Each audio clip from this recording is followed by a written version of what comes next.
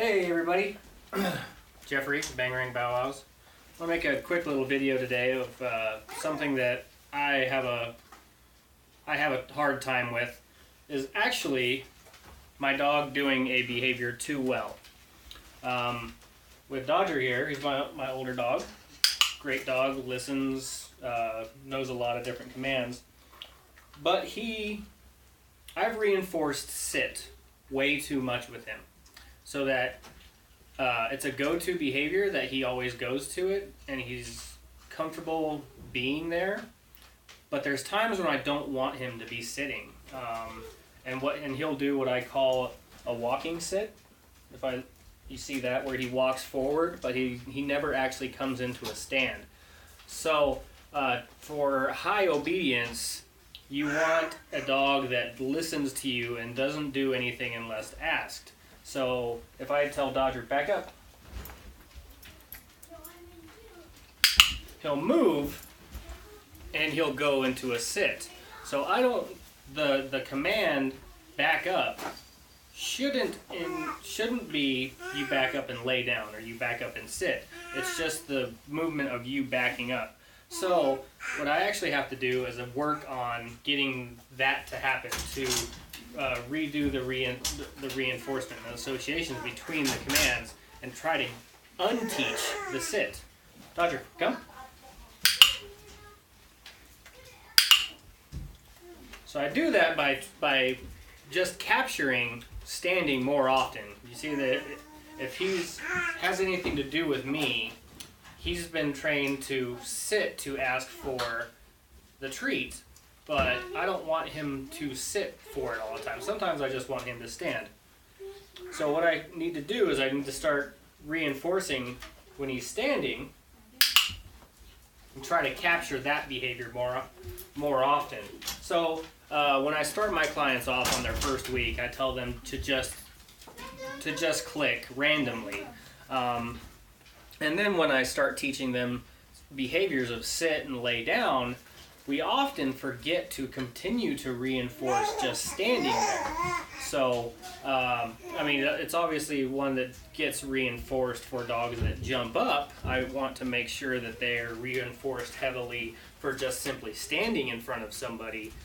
That is perfectly okay, as long as they're not jumping up. But for a dog that doesn't jump up, usually stand doesn't get reinforced enough.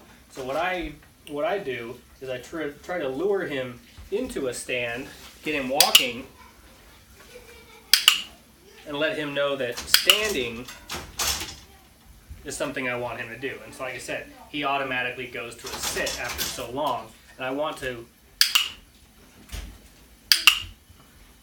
stretch out that behavior.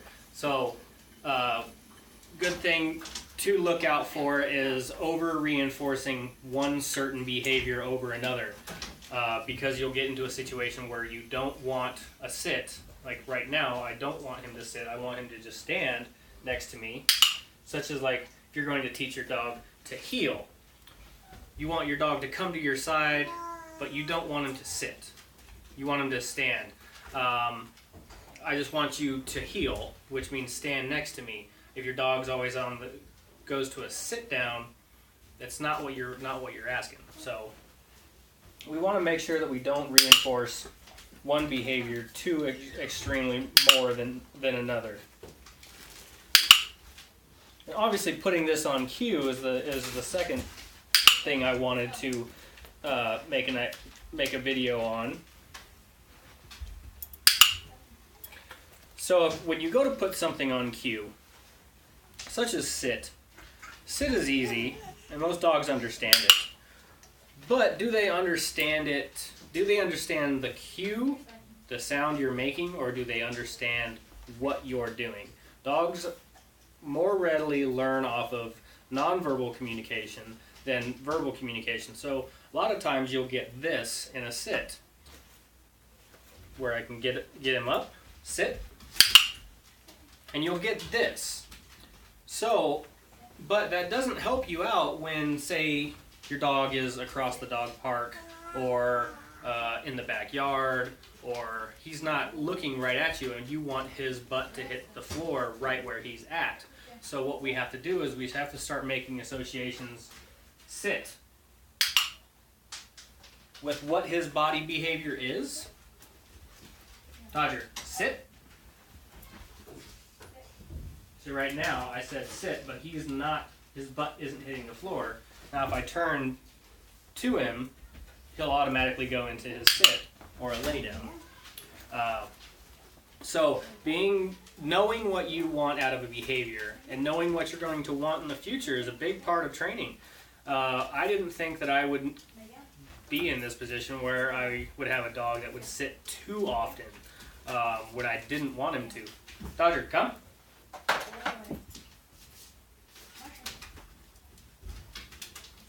Dodger, come.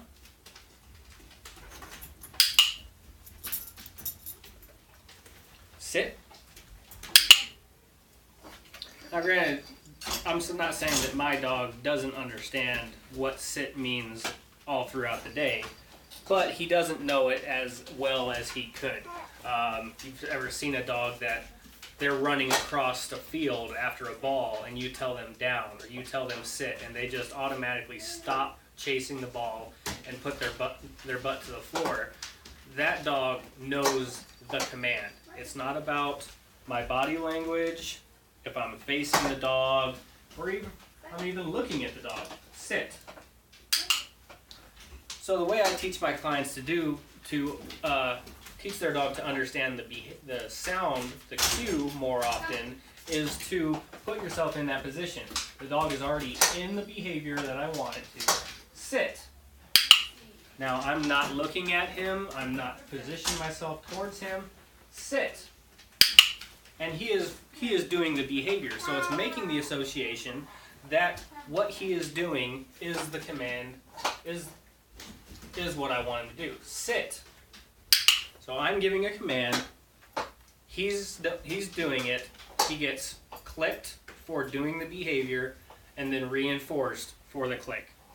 So let me know if this kind of helps you out on some of your behaviors, if you think your dog doesn't understand you, or if you think your dog is too hard-headed, or he only does it when he wants to. It might be more that he doesn't understand the cue as well as you think.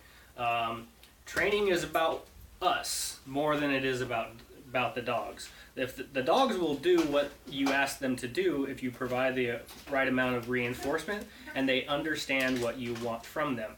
If they don't understand the behavior, then asking it of them is really difficult and usually sets them up for failure. So this is a quick little video I wanted to make. If you have any questions, comments, concerns, please let me know. Check out my YouTube page, like and share this video to anybody you believe needs some help. Still taking reservations for new clients. I am doing single sessions now. I mean, it seems like a lot of people just can't afford all 5 at a time, but I do want to help out as many people as I can. So if you just need a single session for me to come in and just give you a little bit of help, I can definitely do that. Single sessions are $45, 5 sessions are $200. Thank you very much. Bye. Good.